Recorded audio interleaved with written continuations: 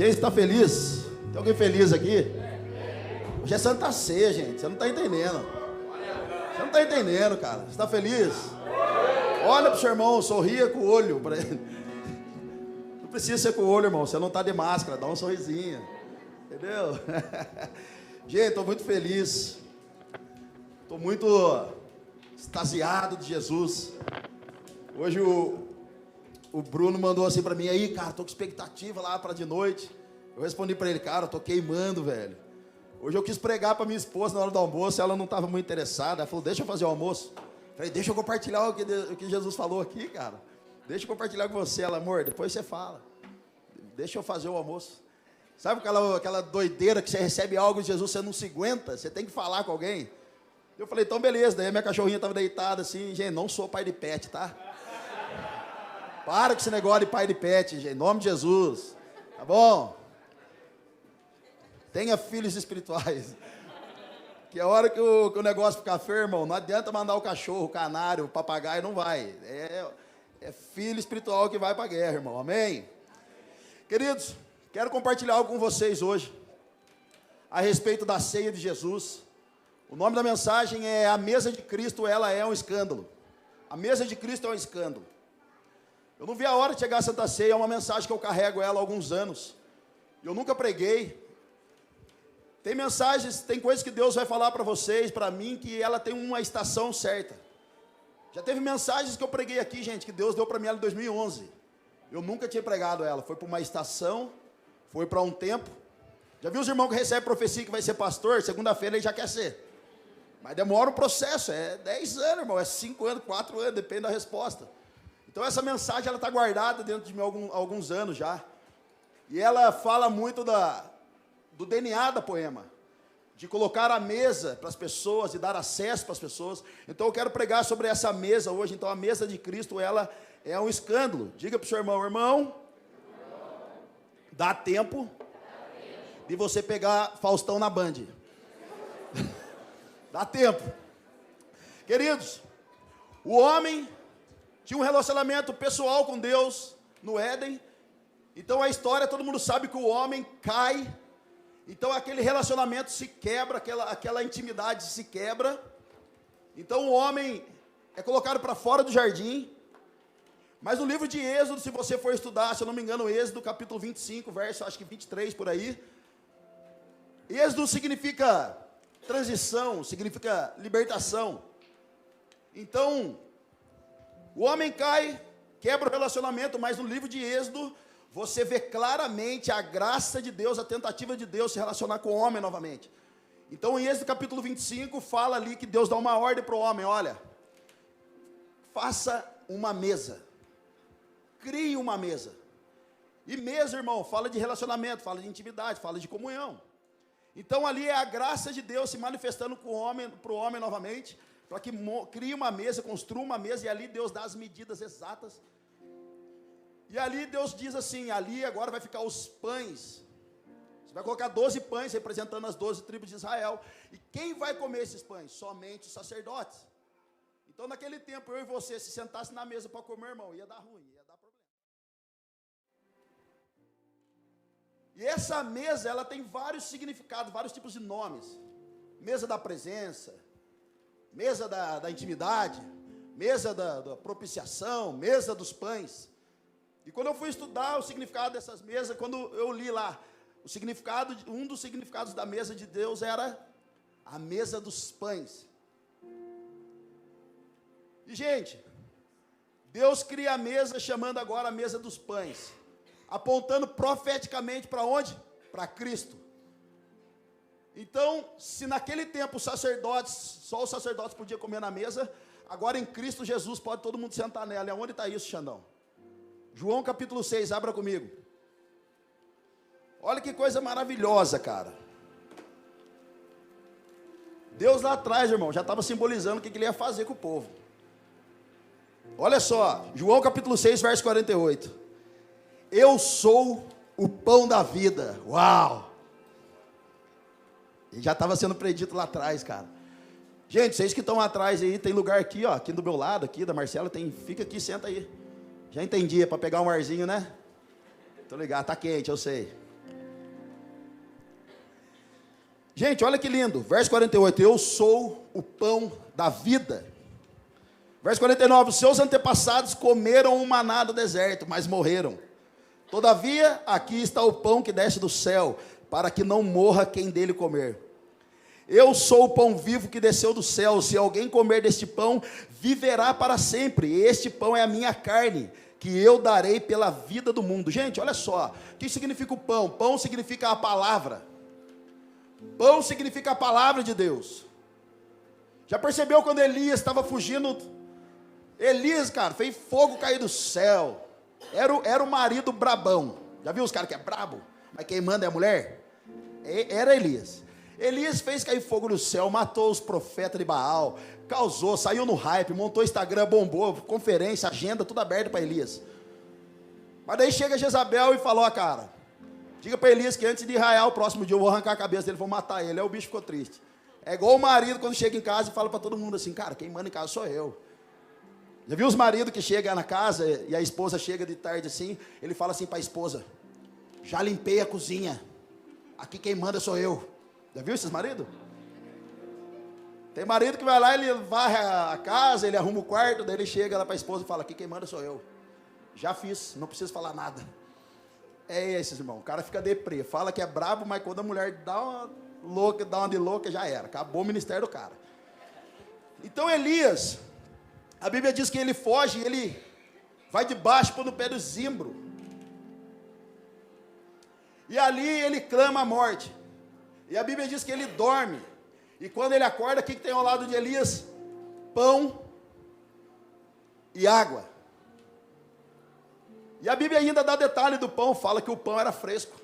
Olha só. Já reparou, irmão, que Jesus tem uma palavra para a gente, tem uma medida de palavra para a gente, medida de força dia após dia? Já reparou nisso? Porque a igreja hoje não aguenta pão que não é fresco, cara. A igreja não aguenta mais. Se você era da época do hotel e você está hoje falando no hotel era melhor, você não está entendendo o pão fresco que está rolando nesses dias, irmão. O pão já está juntando bicho, cara. O que foi no hotel foi. O que a gente está vivendo hoje é novidade de vida. O maná, querido, que de ontem não serve para hoje. O maná de hoje é o de hoje, amanhã é o de amanhã. Então a Bíblia diz que tinha pão fresco e água. Ou seja, o anjo estava dizendo para Elias, Elias, coma do pão e se fortaleça, agora tome da água, porque a água representa o espírito, representa o mover. Então a Bíblia está dizendo, o anjo está dizendo, Elias, coma do pão para que você fortaleça, para que você continue de pé e tome dessa água para que venha um novo mover de Deus sobre a sua vida. Deixa eu dizer um negócio para você, querido, se você está depressivo, está triste, está injuriado com a vida, que nada dá certo, o Senhor está dizendo, coma do meu pão, tome da minha água, para que você se fortaleça e venha um próximo nível de fluir de Deus sobre você. Aleluia. Come on, Sambara, quase deu uma bica aqui no negócio. Aleluia. Gente, tem um pastor amigo meu aqui, o Bruno, cara, Maidana, ele e a esposa. Ontem nós estávamos lá vendo o Danduque pregar, e de repente ele me abraçou e ele disse, Xandão, Deus mandou voltar da cidade que eu estava, 600 km daqui. E cara, apareceu uma oferta de emprego para mim, a maior oferta de emprego da minha vida. Lá em Balneário Camboriú. Irmão, é difícil você ver pastor chorar hoje em dia, mas esse pastor estava ontem, quase que eu caí no chão, de tamanho era unção de lágrima da vida do cara. Ele está aqui. E ele disse assim, Xandão, eu recusei a oferta, porque o Senhor falou que tem um tempo para mim em Curitiba, na caminhada com vocês e andar com vocês. Querido, tem o bom, mas tem o melhor de Jesus, cara.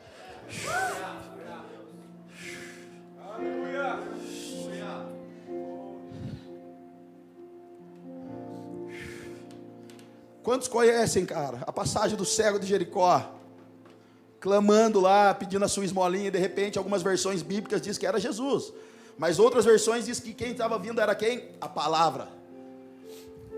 As versões mais antigas, elas diziam que era a palavra que estava vindo. Então quando ele escuta a palavra caminhando, ele se levanta, joga sua capa de lado, dá um duplo carpado para trás, e ele começa a gritar, filho de Davi, tem misericórdia de mim, irmão. O que desperta a minha vida e a sua não é culto após culto, é a palavra.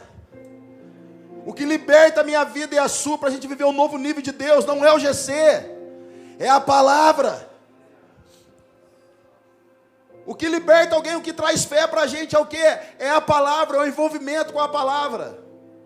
É a palavra que nos define, é a palavra que nos fortalece.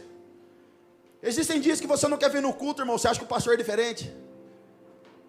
Existem dias que você não quer ir para o G6, você acha que o pastor é diferente. Existem dias que você não quer nem ver a sua esposa, você acha que o pastor é diferente. Mas o que nos fortalece para enfrentar o dia mau é a palavra, é o relacionamento com a palavra. Querido, existem muitos doentes espirituais nesse tempo, porque estão morrendo desnutridos. A palavra está liberada, cara. A palavra é alguém, a palavra é uma pessoa. Ela está liberada nessa noite para mim e para você. É a palavra que liberta.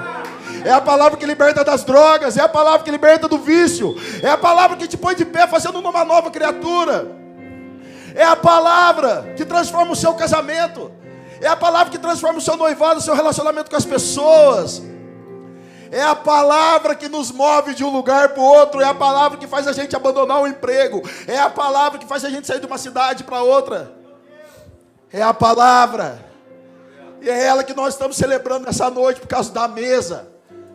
A palavra resolveu dar a vida dela por mim e por você, para a gente sentar na mesa. O que nos permite sentar na mesa nesses dias é a cruz.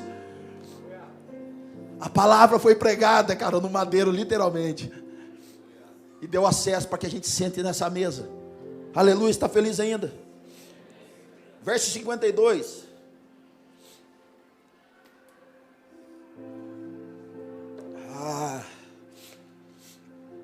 Verso 52, então os judeus começaram a discutir exaltadamente entre si: como pode esse homem nos oferecer carne para comer? Tipo, já achou que era canibal. Verso 53, Jesus lhe disse: eu lhes digo a verdade, vocês não comeram a carne do Filho do Homem, nem beberam o seu sangue. Se vocês não comerem a carne do Filho do Homem e não beberem o seu sangue, não terão vida em si mesmos. Todo o que come a minha carne e bebe o meu sangue tem a vida eterna, e eu os ressuscitarei no último dia, pois a minha carne é verdadeira comida e o meu sangue é verdadeira bebida. Tudo que come a minha carne e bebe o meu sangue, todos eles permanecem em mim e eu nele. Gente, olha que maravilhoso. Aqueles líderes religiosos, eles estavam toda hora falando assim: por que você é melhor que os antepassados? Por que você é melhor e maior que os profetas? E a resposta foi simples e clara: porque o que vocês comeram no deserto é passageiro. Esse evangelho fake que estão pregando por aí é passageiro, não muda ninguém. Essa hipergraça maldita não muda ninguém. Jesus está falando para os caras: para de ficar vendo cursinho no YouTube como que é ora em língua. Irmão, tem vídeo ensinando como é que é ora em língua. Tá lá, arrasta para cima. E você vai fazer curso, você vai chegar aqui e vai ficar falando aleluia, aleluia, até que enrola a sua língua e você fala um negócio estranho. Né, vão achar que você é espiritual. Então Jesus está falando: vocês comeram um negócio que passou, mas aquele que come de mim, bebe de mim, se alimenta de mim, esse terá a vida eterna, eu vou ressuscitar ele no último dia. E sabe por que e Jesus está dizendo para os caras: e sabe por que eu sou maior do que os profetas? Sabe por quê? Eu fico olhando a cara dos caras pensando: mas por que esse cara está falando, cara? Jesus estava sinalizando para eles: a mesa dos antepassados era para os sacerdotes, era a mesa para dentro do templo, mas a mesa que eu vou estabelecer para o povo de hoje é a mesa eterna. E Apocalipse diz que nós comeremos do maná escondido, irmão. Não foi revelado ainda. Jesus estava confrontando os caras, e os caras ficou tão louco da vida com Jesus, cara, que os caras falaram assim: mano, o que ele está falando? É canibal, ele está assistindo série, Walking Dead, Lost of Us, deve ser o nome da mensagem hoje, Lost of Us. É isso mesmo o nome, né, Kevin? Leste? O que eu falei? Lost? Eu inventei agora. Lost é perdido, né? Leste é último. Pega a visão. Os teachers aí de plantão, estou recebendo, tá? Curso de inglês.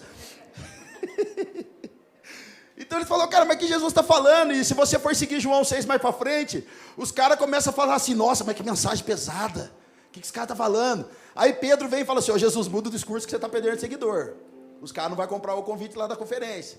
Jesus olha para Pedro e fala: Pedrão, então vai embora você também, cara. Se não serve para você, tá pesado para você, para os caras podem ir também. Então Pedro tem ali um insight, ele diz: não tem como, porque só tu tem as palavras de vida eterna. Então qual é a ideia de comer? Quando a gente vem aqui, parte o pão aqui, o pãozinho significando o corpo de Cristo. Quando Jesus fala: quem come da minha carne, Jesus está falando: você precisa receber eu na sua vida. Comer do pão é receber o Senhor na sua vida. É você receber Ele no seu coração, na sua casa. É falar: Jesus, agora eu estou um com você, beleza. Estou lendo a Bíblia. Mas quando Jesus está dizendo: agora vocês precisam beber do meu sangue também. Era repugnante naquela época para os religiosos tomar sangue humano. Era repugnante, a lei proibia. Só que Jesus estava dizendo para eles, quando disse: vocês têm que tomar o meu sangue, Jesus estava dizendo a seguinte coisa: a minha vida agora precisa estar dentro da vida de vocês. Come do pão, você é um com Ele, mas toma do sangue, você tem vida de Cristo em você. É aquilo que Jesus estava dizendo para o povo. Olha que maravilhoso, cara. Abra comigo em 1 Coríntios capítulo 11. Gente, eu quero que a religiosidade de muitos hoje caia nessa noite. Eu quero que os nossos olhos nessa noite sejam abertos. Assim como foi com os jovens de Emaús. Quando o Senhor ceiou com eles e partiu do pão, a Bíblia diz que os olhos foram abertos, o coração deles voltou a queimar. E eles voltaram para Jerusalém, onde estava rolando o mover. Então o poder da ceia nessa noite é abrir os seus olhos, o meu, fazer o nosso coração queimar e voltar a proclamar as maravilhas do Senhor. Esse é o poder da Santa Ceia. Então eu quero falar dessa mesa. Eu quero falar o tanto de coisas que a gente aprendeu errado, cara, de uma forma bíblica. Olha que maravilhoso, 1 Coríntios capítulo 11, verso 17.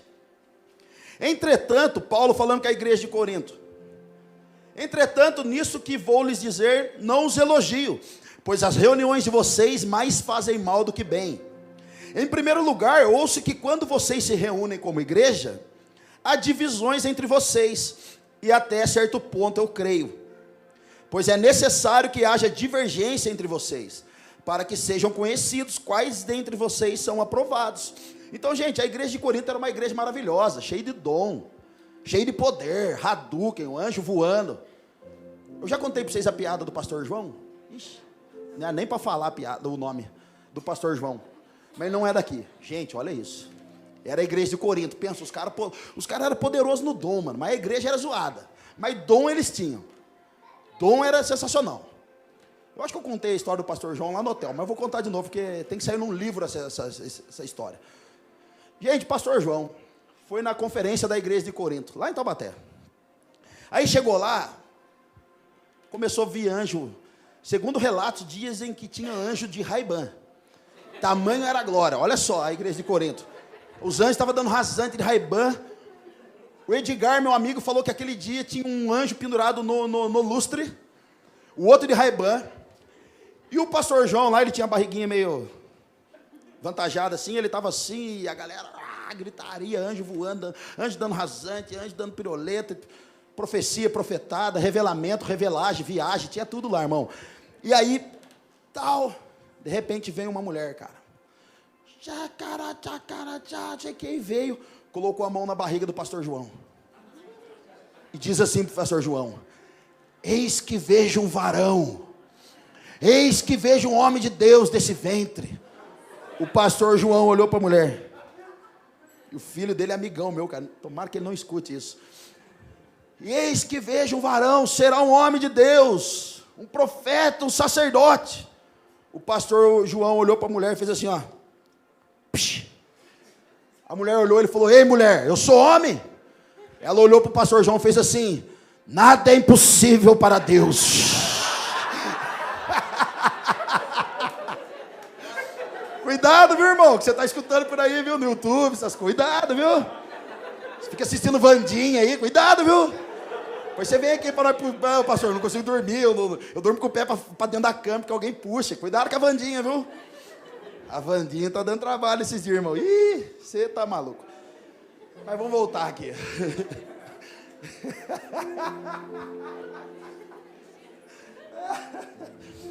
É só na igreja, né, cara? Não acontece essas coisas no futebol. Não acontece, é só na igreja, cara.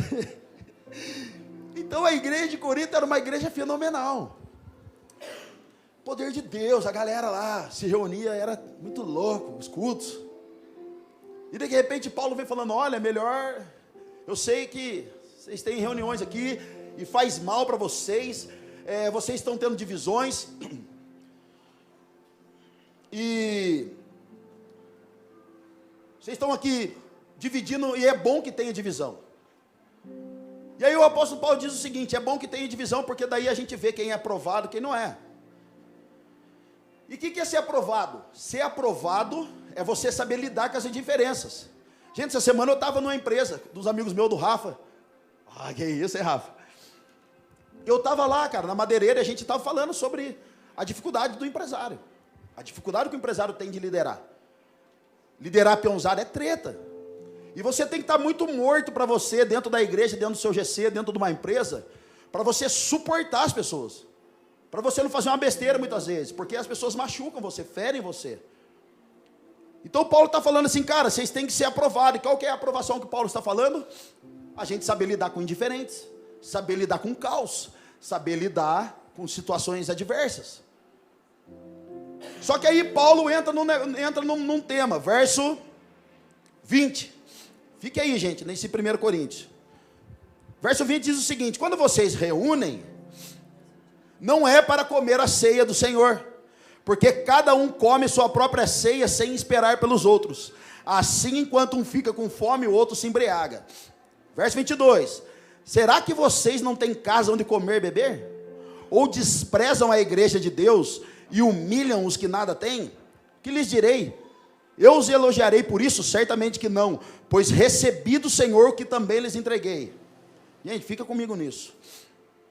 Pois recebi do Senhor o que também lhes entreguei, que o Senhor Jesus, na noite que foi traído, tomou o pão, e tendo dado graças, partiu e disse, este é o meu corpo que é dado em favor de vocês, faça isto em memória de mim.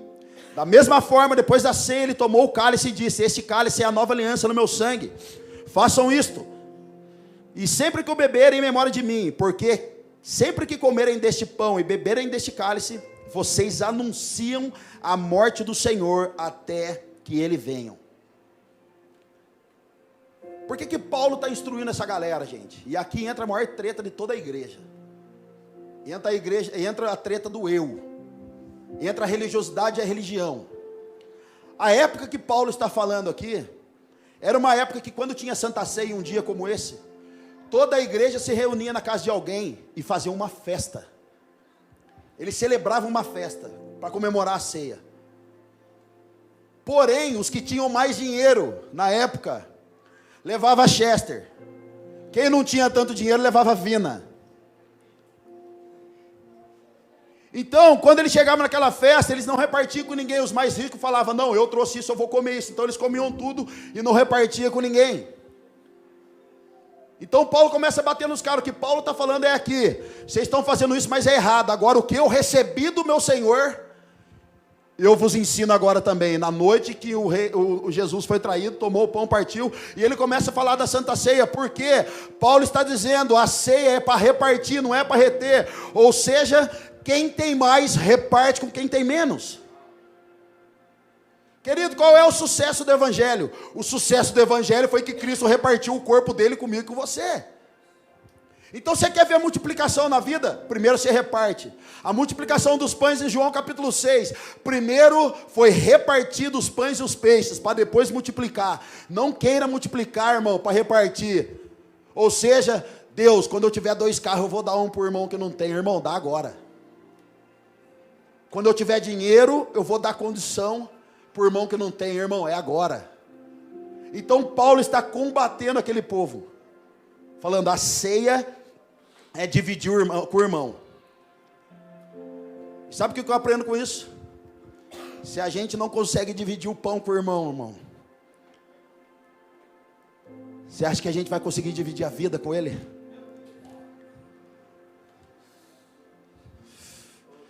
Você acha que se a gente não divide o pão e a ceia, vem ceiar todo mundo de biquinho um com o outro, bravinho, tá bravo, morde as costas? Você já aprendeu isso? Você acha que nós vamos conseguir dividir a vida, cara?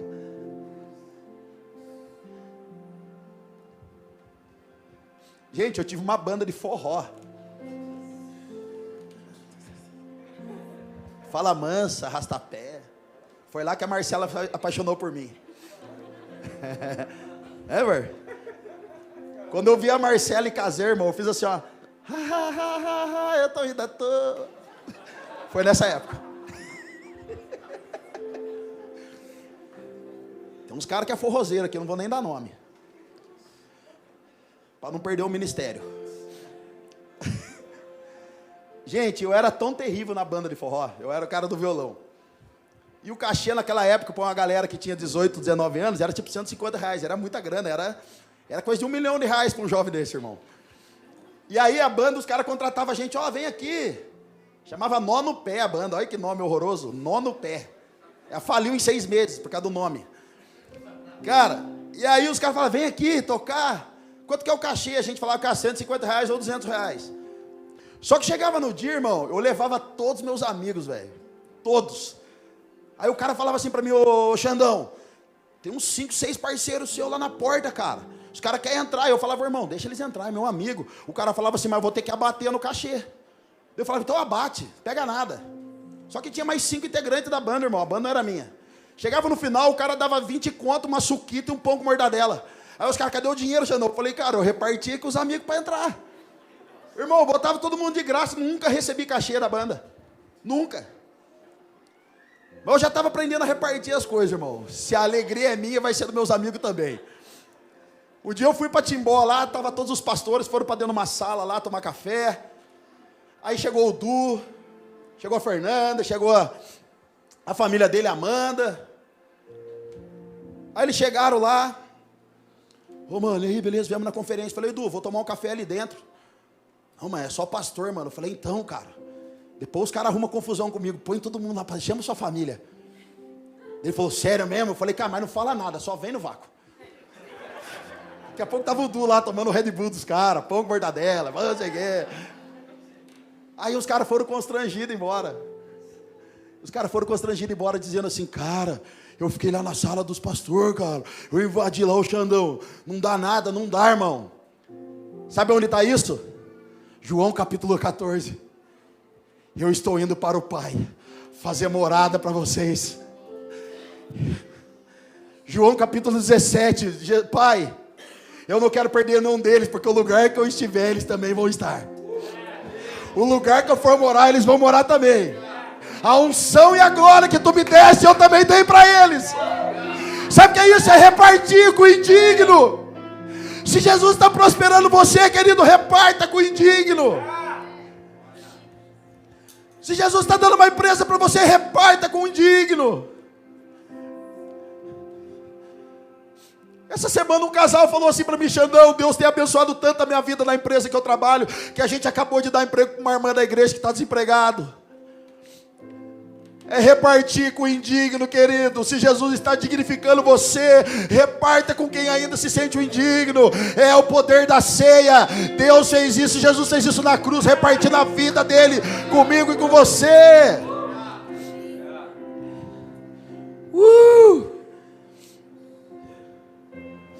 Diga para o seu irmão com muito carinho, se você está vendo alguém de fora da mesa, diga de novo, se você está vendo alguém fora da mesa, saia da mesa e dê lugar para ela.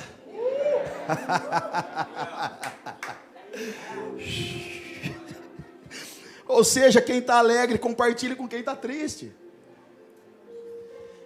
Jesus, se está dando dignidade, reparta. Se Jesus está dando alegria, reparta. Dê para as pessoas, cara, aquilo que você já tem, para que isso multiplique ainda mais na sua vida. Continuando o texto, verso 27. Portanto, todo aquele que comer o pão ou beber o cálice do Senhor indignamente será culpado de pecar contra o corpo e o sangue do Senhor. Examine o homem a si mesmo, então coma do pão e beba do cálice. Pois quem come e bebe sem discernir o corpo do Senhor, come e bebe para a sua própria condenação. Querido, aqui entra a maior treta do mundo. Xandão, eu não posso ceiar porque eu tenho que analisar a si mesmo, indignamente, eu sou indigno. Querido, o contexto aqui de indignamente e examinar o homem a si mesmo, está dizendo condição de pecado aqui. Está dizendo se você reparte ou não reparte aquilo que Jesus te deu. O que Paulo está falando aqui não é se você pode cear ou não. O que Paulo está dizendo é, se você tem, você está repartindo ou não. Examine o homem a si mesmo. Eu estou fazendo isso que o Senhor ensinou eu na ceia. Eu estou sendo uma bênção para o meu irmão. Irmão, tem gente que é bênção para os outros, mas tem gente que é maldição para os outros também. Tem gente que é a Vandinha na vida dos outros, irmão. Fica aquele dançando, aqueles negócios esquisitos lá. Corpo duro, corpo esquisito.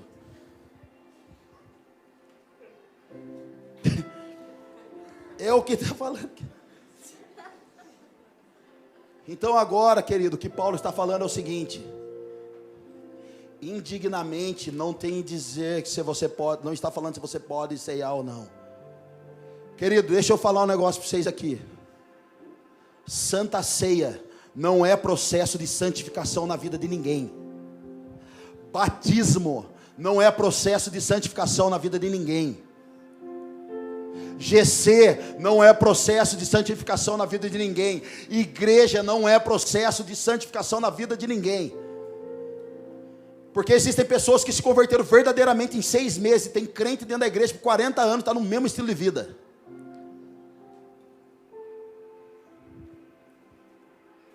Só que a galera deturpa isso aqui. E sabe qual é a fala que a galera fala para nós? E a gente aprendeu errado? Você é batizado? Não, você não pode ceiar. Você é batizado? Não, você não pode servir na igreja. Você é batizado nessa igreja? Não. Eu sou batizado em outra igreja, mas eu estou aqui na Poema agora. Você não pode ser membro daqui porque você não é batizado aqui. Estamos deturpando a verdade do evangelho, querido. Estamos afastando as pessoas com a maldita religiosidade. Eu conheço o pastor que tirou a filha do louvor porque ela não dizima. Como se o dízimo santificasse alguém. Como se o dízimo salvasse alguém. Eu conheço o pastor que quando a ovelha saiu da igreja dele, sabe o que ele disse? Deixa eu orar para você para pegar a unção de volta, porque você recebeu ela aqui, você não pode ficar aí com ela para outro lugar. Eu conheço líderes, que o cara era um presbítero e foi orar por uma equipe de staff. O líder não estava no momento e esse homem estava passando e a pessoa falou assim: ô presbítero, pode orar pela nossa equipe, nós vamos servir. Ele, ok. E quando o líder que não estava lá chegou e viu, sabe o que ele disse? Está errado o que você fez, a autoridade que Deus deu foi para mim com essa equipe, você não pode orar por elas. Isso aí é satanismo. Isso é macumbaria dentro da igreja. Foi para a liberdade que a palavra nos libertou. Não foi para aprisionar ninguém. Foi para libertar os cativos do cativeiro. Isaías 61 diz que o Senhor foi ungido com óleo de alegria. Que evangelho é esse, querido, que é pecado ser feliz? Que evangelho é esse que é pecado você comprar um carro novo e a gente não celebra? Que pecado é esse que você tem que ser crente pobre e feio pro resto da vida?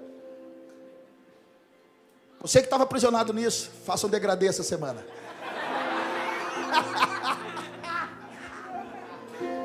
O que nos lava do pecado, o que nos traz, vai, Bruno.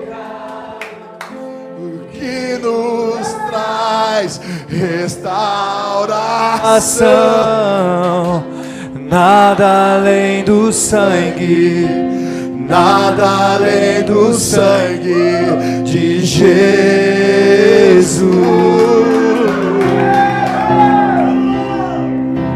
O que nos faz brancos como a neve, aceitos como amigo de Deus, nada além do sangue, nada além do sangue de Jesus.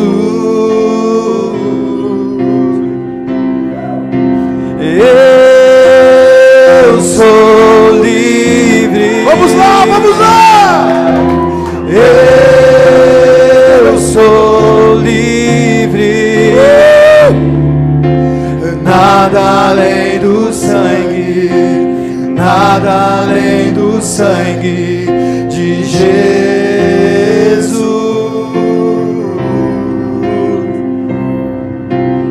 Eu sou livre, eu sou livre, nada além do sangue, nada além do sangue de Jesus. Aleluia. Ah. Ah.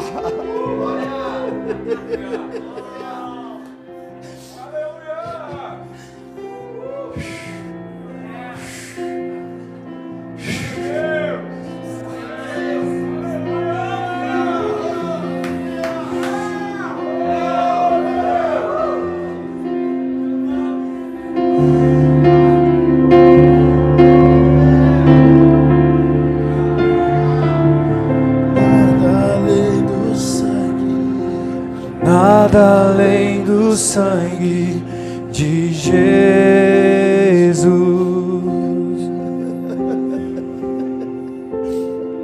De Jesus.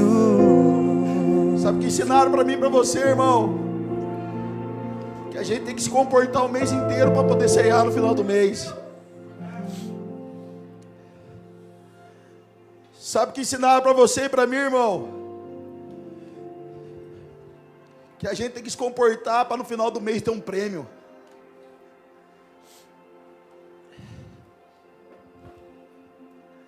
Isso é troca, cara. Isso é troca. Ninguém aqui pode salvar a si mesmo. Ninguém aqui. Mas Xandão, pô Xandão, eu vou na igreja, cara, mas eu vejo tanta gente poderosa aí, e a vida dos caras não condiz com a espiritualidade que eles pregam. Querido, muitos nesse tempo, eu conheço vários, que carregavam a presença de Deus, faziam obras maravilhosas para o Senhor, decidiram se tornar inimigos de Deus. O que é se tornar inimigo de Deus? Inimigo de Deus é amar o mundo. Aqueles que amam o mundo são inimigos de Deus, é o que a palavra diz. Essas pessoas, elas estão dentro de Hebreus 6, Hebreus capítulo 6 diz que esses que experimentaram o que há de vir, o poder, o dom, a graça, esses homens caíram, é impossível que voltem ao arrependimento. Eles estão numa condição ainda mais baixa, eles não conseguem voltar para esse lugar mais. Eles até propagam, mas olha o que diz em Hebreus capítulo 10, verso 26, se continuarmos a pecar deliberadamente, depois que recebemos o conhecimento da verdade, já não resta sacrifício pelos pecados. Ou seja, se nós estamos aqui nessa noite recebendo a palavra, mas estamos andando da mesma forma como antes, de nada valeu o sacrifício de Cristo. E o verso 27 diz, mas tão somente uma terrível expectativa de juízo e de fogo intenso, que consumirá os inimigos de Deus. Gente, as pessoas podem até enganar a gente na espiritualidade, mas não enganam o Senhor. As pessoas podem até falar que é de Cristo, que é de Deus. Muitos conhecem um Jesus cultural. O que é um Jesus cultural? É o Jesus que está na parede ainda, da borracharia. Você chega na borracharia e tem uma mulher nua lá, pelada, e a cruz do lado. Você vai num boteco, um monte de banguelo bêbado, e está lá o Jesus pendurado. É um Jesus cultural, onde a cultura é, eu ouvi falar, estou ligado, já fui na igreja, já fiz isso, mas eu tenho vida com Deus.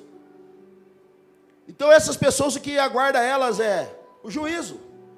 Ontem eu estava conversando com um casal e eu falei, cara, eu não sei que juízo é esse, se é o lago de fogo, o que é, mas uma coisa eu sei, que esses que escondem uma espiritualidade mentirosa, podem nos enganar, mas o dia que estiver diante do Senhor, Ele vai dizer, alguns vão dizer, Jesus, mas eu expulsei no seu nome, eu curei os enfermos, pô Jesus, eu até orei em língua, Pô, Jesus, cuidei do povo. E a Bíblia garante que Jesus vai olhar e vai falar: não vos conheço.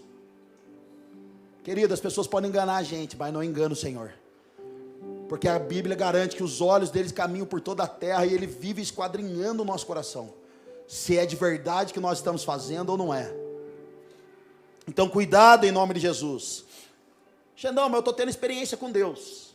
Irmão, se a gente está tendo experiência com Deus e ainda estamos matando, estamos roubando, passando os outros para trás, não é a experiência que a gente está tendo. Porque todos que tiveram encontro com o Senhor foram mudados radicalmente por Ele. Todos que trombaram o Senhor vai, não peques mais. Vai, não peques mais. Irmão, vai, não peques mais é pior do que você tomar uma sentada. É pior que você tomar um croque.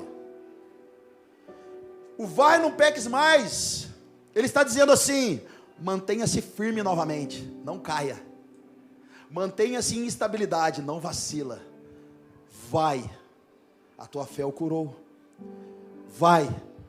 Um dia perguntaram para Jesus: o senhor tem água? Ele falou: se você me conhecesse, a água que eu tenho e carrego, você nunca mais ia ter sede na vida.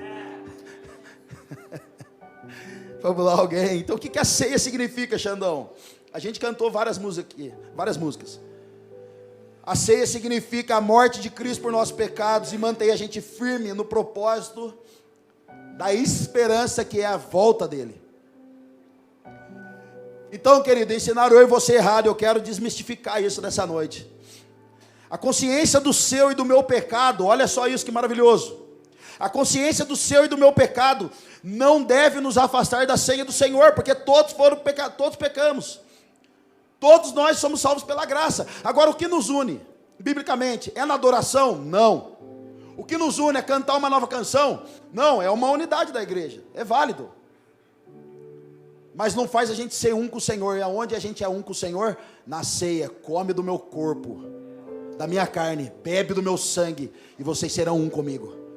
O único momento bíblico que a gente é um com o Senhor é na ceia. Então, em nome de Jesus, eu estou liberando você nessa noite para cair a religiosidade da sua vida e você fazer parte com o Senhor, pelo amor de Deus. Mas Xandão, você não sabe o que eu fiz, pastor. Eu não quero saber. Pastor, você não sabe o que eu cometi de pecado. Não quero saber. O que eu sei é o que Ele fez por mim e por você. É a ceia, cara. Sabe a mania que a gente tem aqui? É às vezes, aqui não, graças a Deus. Mas é assim, o cara chega na igreja todo pecador, zoado, como se ele fosse mais pecador do que o pastor. Aí ele chega lá, e aí tem o momento da ceia, ele vai pegar a ceia lá. Ele pega a ceia. Aí fica todo mundo de olho no irmão. Vai ceiar. Vai ceiar. Aí fica todo mundo julgando o irmão. Daí o irmão tá lá. O cara pecou, brigou com a esposa, separou, mas foi para a igreja. Usou droga ontem, mas está aqui na igreja. Passou alguém para trás essa semana, mas veio para a igreja. Daí ele toma ceia. Daí aí os crentes ficam lá, os religiosos ficam assim: não pode, tá amarrado, vai morrer, tá repreendido. E fica todo mundo falando: Deus, pega ele, mata ele. Tomara que ele beba aquele negócio e morra. É a facção, cara, dentro da igreja. Mas sabe o que esse cara está fazendo? Ele entendeu, cara, que a ceia é o caminho de volta. Ele entendeu que o que ele está fazendo é porque ele precisa, cara. Ele entendeu que ele precisa daquilo ali, é o caminho de volta. Agora a gente é pecador, pecador é nós que fica medindo os outros. Não pode ceiar. Querido, nós não temos direito de tirar as pessoas da mesa, porque quem colocou foi Ele. Nós não temos poder e autoridade para arrancar alguém de lá e falar: você não vai ceiar, porque quem foi para a cruz foi Ele, não foi eu e você. Nós não temos essa autoridade, cara. A única autoridade que nós temos nessa noite aqui é alguém se render a Cristo e falar: eu quero me tornar filho de Deus. É a única autoridade que nós temos bíblica. Então diga para o seu irmão: a ceia é o caminho de volta. Querido, eu estou delegando um negócio para a igreja nessa noite. É arriscado até perder a cabeça, mas não tem problema. Se você nessa noite sabe que alguém pecou e desviou da igreja porque ele pecou, Em nome de Jesus, pode pegar um copinho ali, leva para ele amanhã e fala assim: ei, indigno, eu vim ceiar com você, cara. Eu vim ceiar com você, cara. Não sai da igreja não, mas eu pequei. Eu não sou digno, é mesmo? Não me diga. Não me diga que você não é digno. Leva para ele, cara, e fala: vamos ceiar. Vamos repartir o pão. Porque a ceia é o caminho de volta. João capítulo 6, verso 37. Todo aquele que o Pai me der virá a mim. E quem vier a mim eu jamais rejeitarei. Pois desci do céu não para fazer a minha vontade, mas para fazer a vontade daquele que me enviou. E esta é a vontade daquele que me enviou, que eu não perca nenhum dos que ele me deu, mas os ressuscite no último dia. Gente, Judas comeu no mesmo prato com Jesus. Pensa, cara, Jesus não falou: vacilão, X9, sai andando, você traiu o movimento. Traiu o movimento, sai fora. Não, pelo contrário, ele comeu no mesmo prato que Jesus. Diga para o seu irmão: não tira o pecador da mesa. Diga para o seu irmão: não tire as pessoas que você não gosta da mesa. Agora diga para ele: porque ela não é sua. Tá feliz, irmão? Tem gente que até se sentiu agora: confrontei o irmão. Eu tinha vontade de falar umas verdades para aquele irmão, agora eu aproveitei essa oportunidade do pastor. E eu quero encerrar para a gente ceiar. Amém? Vamos ceiar! Aleluia! Lembra ou não? 2 Samuel capítulo 9, abra comigo por favor, gente.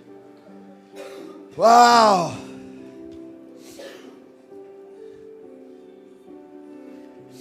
Certa ocasião, 2 Samuel capítulo 9, verso 1. Vamos ler Bíblia, gente. Em nome de Jesus, sai daqui, compra uma Bíblia para você ali na Poema Store. Certa ocasião, Davi perguntou: resta alguém da família de Saul a quem eu possa mostrar lealdade por causa da minha amizade com Jonatas? Quem era Jonatas? Filho de Saul, que era o melhor amigo de Davi. E ele tinha um filho.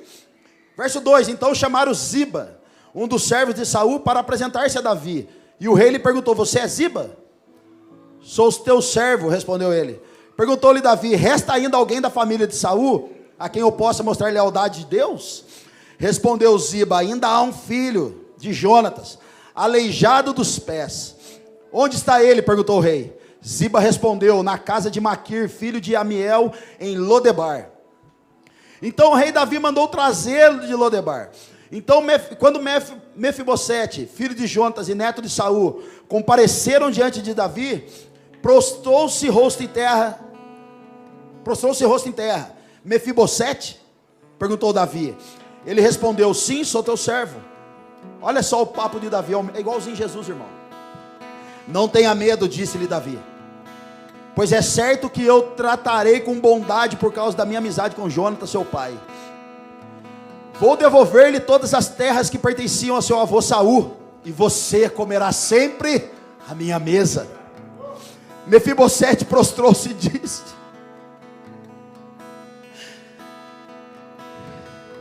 quem é o teu servo para que te preocupes com um cão morto como eu? Então o rei convocou Ziba e lhe disse: devolvi ao neto de Saul, seu senhor, tudo que pertencia a ele e à família dele. Você, seus filhos e seus servos cultivarão a terra para ele. Você trará a colheita para que haja provisões na casa do neto de seu senhor. Mas Mefibosete comerá sempre à minha mesa. Verso 11: então Ziba disse ao rei: o teu servo fará tudo o que o rei, meu senhor, ordenou. Assim Mefibosete passou a comer à mesa de Davi, como se fosse um de seus filhos. Mefibosete tinha um filho ainda jovem, chamado Mica. E todos os que moravam na casa de Ziba tornaram-se servos de Mefibosete. Então Mefibosete foi morar em Jerusalém, pois passou a comer sempre à mesa do rei, e era aleijado dos pés. Querido, Lodebar significa terra de ninguém, terra de escravidão, terra de feridos, terra de rejeitados, terra de esquecidos. Lodebar era uma cidade usada para quando tivesse muitos caras que fossem para a guerra e eles perdessem algum membro do corpo, ficassem improdutivos, eles eram enviados para Lodebar. Uma terra escura de feridos, pessoas caídas, sem perspectiva de vida. E ali existia um homem, Mefibosete, filho do melhor amigo de Davi. Imagina a cena comigo, cara. Um jovenzinho que tinha tudo para se dar bem na vida, mas o pai abandonou na infância. Um jovenzinho tenro que tinha tudo para viver na vida. A mulher foi correr com ele, tropeça, cai, ele fica aleijado dos 2 pés. Um jovem promissor, mas a religião falou que ele não ia dar certo em lugar nenhum. Falou, não dá, mano, não presta para nada.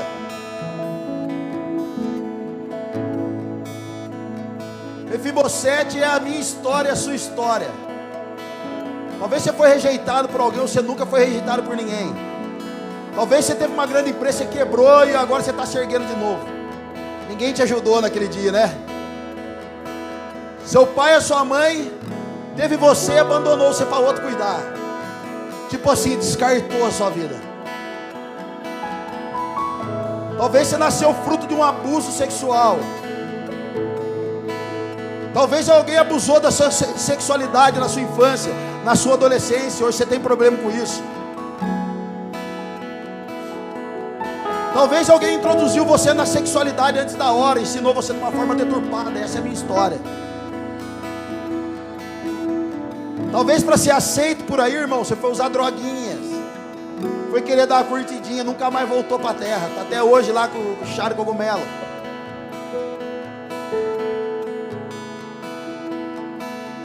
Talvez a escuridão que você está, irmão, é Lodebar. Rejeitado, excluído. Ninguém vai me aceitar. Eu briguei com a esposa, não vou ceiar, não posso. Você é orgulhoso, irmão. Você que não quer ceiar nessa noite, você é soberbo. Você quer salvar a si mesmo. Você está dando uma opinião sobre a sua vida que Cristo diz ao contrário nas Escrituras. Jeremias capítulo 29, verso 11. Sou eu, o Senhor, que conhece os planos que tem para vocês, planos de fazer prosperá-los e não de causar dano. Ontem o Danduque falou um negócio lindo ontem. Ele falou, à medida que nós, igreja, somos curados, é à medida que a nação vai ser curada. À medida que eu e você somos restaurados, a nação é restaurada. Mas à medida que eu e você se tornamos uma igreja, numa inércia, a nação é tomada pelo pecado, é tomado pela prostituição. E querido, nessa noite o Senhor não tem problema com prostituição, filho. Quer dizer, não tem problema com prostituto, mas com a prostituição. Nessa noite Jesus não está preocupado com o cara que rouba.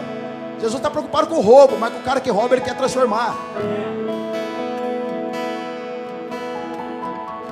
Mas lá Mefibosete estava quietinho. Ninguém gosta de mim. Imagina, irmão, para uma carruagem. Acho que Mefibosete pensou, já era, vou cortar minha cabeça agora.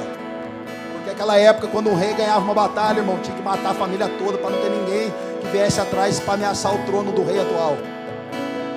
Mefibosete, então, eu fico imaginando, se prostrando, falou, já era. E de repente veio uma alta graça de Deus e fala, quem é Mefibosete? Sou eu, o rei te chama. Querido, deixa eu dizer um negócio para você. A mesa de Jesus, a Bíblia diz que todos os dias Mefibosete é aleijado dos pés. E a Bíblia é enfática nisso. A Bíblia nos lembra que ele é aleijado dos pés. Ou seja, irmão, não esquece de onde Deus tirou você. Não esquece do que Jesus fez por você. Você ainda estava nas trevas. Não esquece. Mas todos os dias Mefibosete comia na sua mesa, como um dos seus filhos. Irmão, sabe quem estava na mesa do rei? Stallone Cobra, chamado, qual é o nome do filho de Davi lá, o Absalão, Miss Universo. Os guerreiros tops de Davi estavam na mesa. Os seus filhos estavam na mesa. E E eles só comeram depois que Mefibosete chegou na mesa. Sabe o que é esse discipulado, irmão? É o dia que Davi estava lá e disse assim para a família de Davi e Samuel. Ele disse assim: ninguém come até a hora que o menino chegar. Davi aprende direitinho o poder da mesa. Então agora ele diz: ninguém come até que Mefibosete chega. Imagina Mefibosete entrando com as muletas batendo, irmão. Manco. Senta na mesa como um dos seus filhos, porque a mesa de Jesus, ela não fica apontando pecado. O amor de Jesus encobre muitos os pecados. Cura. Na mesa, querido, ninguém senta para ficar apontando o dedo para ninguém, porque todo mundo sabe que é miserável, precisa da ceia. A mesa de Jesus, ela tapa o buraco, irmão. A Bíblia diz que ele nem se lembra mais desses pecados. Nem se lembra mais onde foi parar esses pecados. A mesa de Jesus diz para mim e para você que não precisa mais de sacrifício. Agora é obediência. Porque antigamente o sangue de bodes, de ovelhas, de bois purificava a terra por um tempo. Mas agora foi feito o único sacrifício, o sacrifício eterno, que dá o direito de eu e você só falar: Deus, me perdoa, e está perdoado. A mesa de Jesus, ela é restauradora. Quem restaura é Ele. No nome de Jesus, meu amigo, não fique esperando o diabo ficar na sua cabeça dizendo que você é, que você não é alguma coisa. Porque Jesus já disse para nós nas Escrituras: sê tu uma bênção.